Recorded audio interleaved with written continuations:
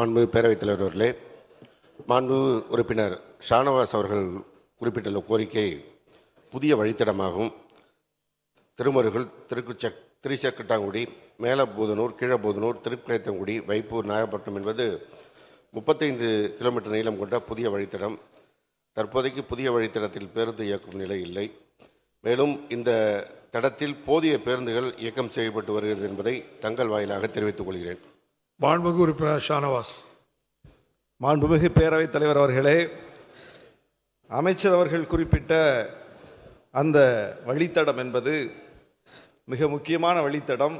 நிறைய ஊராட்சிகளை கொண்டிருக்கிற வழித்தடம்.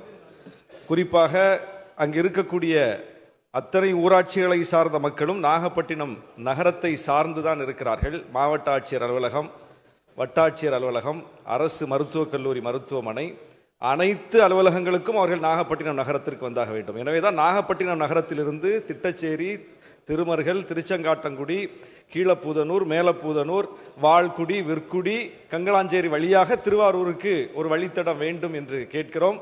எனவே அமைச்சர் அவர்கள் பரிசீலித்து இந்த கோரிக்கையை ஏற்றுக்கொள்ள வேண்டும். ஏற்கனவே 75 ஆண்டு காலமாக கொத்தமங்கலம் என்கிற ஊருக்கு பேருந்து சேவையே இல்லை என்று அங்கே கிராம ஊராட்சி கூட்டத்தின் போது மக்கள் சொன்னார்கள். உங்களிடம் வந்து சொன்னேன்.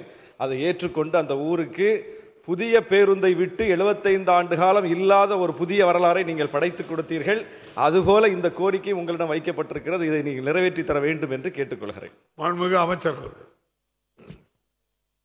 மாண்புமிகு பேரவைத் தலைவர் அவர்களே, இந்த கோரிக்கை வழித்தடத்தில் தடம் எண் 352 மூலம் திருவாரூர், வைப்பூர், திட்டச்சேரி வழி திருப்பயத்தங்குடி, மேலப்பூதனூர், கீழப்பூதனூர், திருச்செங்காட்டங்குடி, திருமருகல் தடத்தில் தினசரி 4 நடைகள் இயக்கப்பட்டு வருகிறது.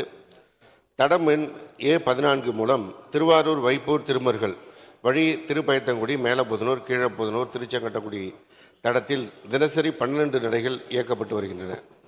மேலும் தடம் எண் 103D தட பேருந்து மூலம் கோரிக்கை வழித்தடத்தில் ஒரு பகுதியான கீழத்தஞ்சாவூர் மற்றும் திருப்பயத்தங்குடி பகுதிகளுக்கு நாகப்பட்டினம் நன்னிலம் வழி நாகூர், சோழங்கநல்லூர், கீழத்தஞ்சாவூர், திருப்பயத்தங்குடி, ஆண்டிப்பந்தல் தடத்தில் தினசரி 4 நடைகள் இயக்கப்பட்டு வருகிறது.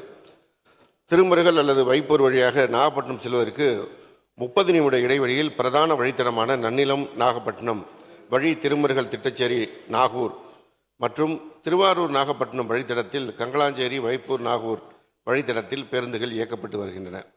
எனவே கோரிக்கை வழித்தடத்தில் திருமருகல், வைப்பூர் 12 கிலோமீட்டர், வைப்பூர், நாகப்பட்டினம் 23 கிலோமீட்டர் மற்றும் திருமருகல், நாகப்பட்டினம் 19 கிலோமீட்டர் பிரதான வழித்தடம் என பகுதியாக பேருந்து வசதி உள்ளது. இப்பேருந்து சேவையினை இப்பகுதி மக்கள் ஏற்கனவே பயன்படுத்தி பயணம் செய்து வருகிறார் என்பதை தங்கள் வாயிலாக தெரிவித்துக் கொள்கிறேன்.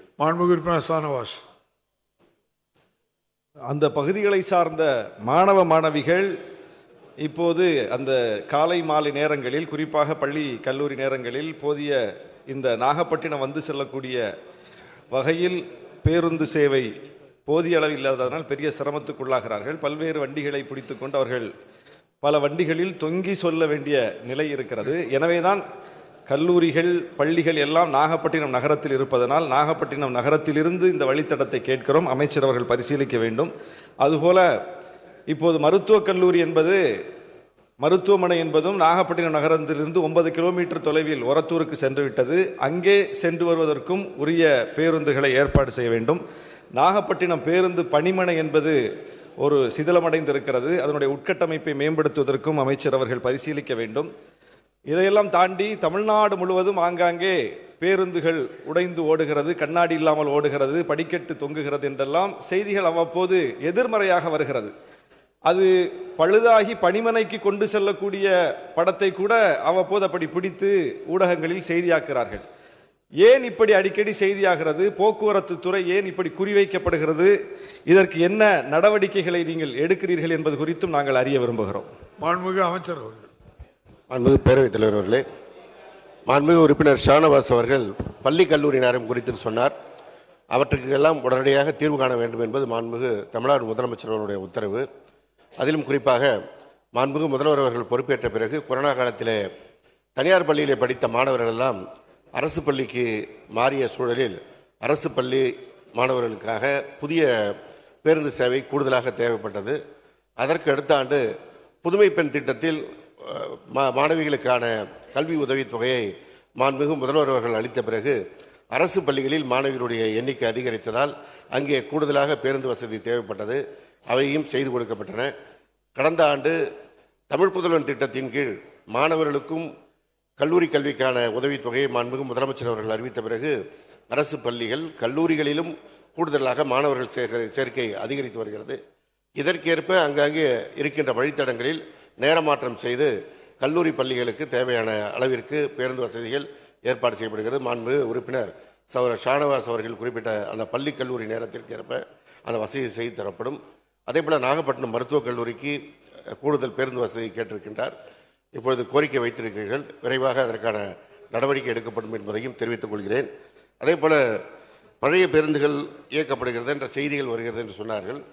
கடந்த காலத்தில் ஓடிய பேருந்து கயிறு வைத்து கட்டப்பட்ட அந்த ஃபோட்டோவெல்லாம் எடுத்து இப்போ போட்டு ட்ரெண்ட் பண்ணுறதை சில ஐடிவிங் செய்து கொண்டிருக்கிறார்கள்.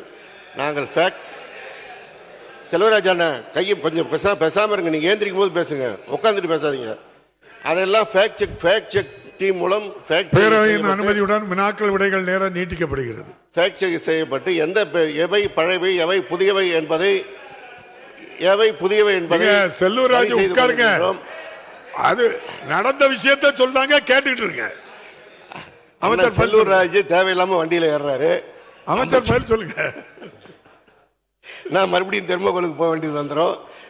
நம்முடைய மாண்புமிகு முதலமைச்சர் அவர்கள் பொறுப்பேற்ற பிறகு புதிய பேருந்துகள் வாங்குவதற்கு நிதி ஒதுக்கப்பட்டு இதுவரை 3004 பேருந்துகள் மக்கள் பயன்பாட்டிற்கு வந்திருக்கிறது. இதில் லோ ஃப்ளோர் பஸ் என்கின்ற அந்த பேருந்து 589 பேருந்து புதிய டெண்டர் விடப்பட்டு கூடு கட்டுகின்ற பணி நடைபெற்றுக் கொண்டிருக்கிறது. ஏப்ரல் மாதத்திற்குள்ளாக வர இருக்கின்ற அந்த பேருந்துகளுடைய எண்ணிக்கை 2232. இவையல்லாமல் டெண்டர் நிலையில் இருக்கின்ற பேருந்துகள் 1614 பேருந்துகள். அதில்லாமல் KFW என்கின்ற ஜெர்மன் வங்கி நிதியுதவியுடன் வாங்கப்பட இருக்கின்ற எலக்ட்ரிக் பஸ் ஆனது 500 பேருந்துகள் வர இருக்கிறது. இதல்லாமல் MTCயில் டெண்டர் விடப்பட்டு எலக்ட்ரிக் பஸ் வருவதற்கு வருகின்ற மார்ச் மாதம் 500 பேருந்துகள் வர இருக்கிறது. அது இல்லாமல் இன்னும் 500 பேருந்துகளுக்கு இப்பொழுது டெண்டர் விடப்பட்டிருக்கிறது. எனவே படிப்படியாக கடந்த காலத்தில் பேருந்து வாங்கப்படாமல் இருந்து பழைய பேருந்துகள் ஓட்டுகின்ற சூழ்நிலை இருந்த பேருந்துகளை எல்லாம் மாற்றிக்கொண்டிருக்கின்றோம். குறிப்பாக ஒன்றிய அரசு 15 ஆண்டுகள் ஓடிய பேருந்துகளை அகற்ற வேண்டும் என்று சொல்லியிருக்கின்ற நிலையில் அந்த பேருந்துகள் எல்லாம் இப்பொழுது படிப்படியாக மாற்றப்பட்டு கொண்டிருக்கிறது. கடந்த காலம் போல இப்பொழுது இந்த புகார்கள் இல்லை. ஏதோ மாதத்திற்கு ஒரு புகார் எங்கேயோ ஒரு இடத்துல அந்த பணிமனையில் இருக்கின்ற ஊழியர்களுடைய தவறால் சரியாக கவனிக்கப்படாமல் அந்த பேருந்துகள் வந்தால் அவர்கள் மீதும் நடவடிக்கை எடுக்கப்பட்டு வருகிறது என்பதை மாண்புமிகு உறுப்பினர்களுடைய கவனத்திற்கு கொண்டு வருகிறேன்.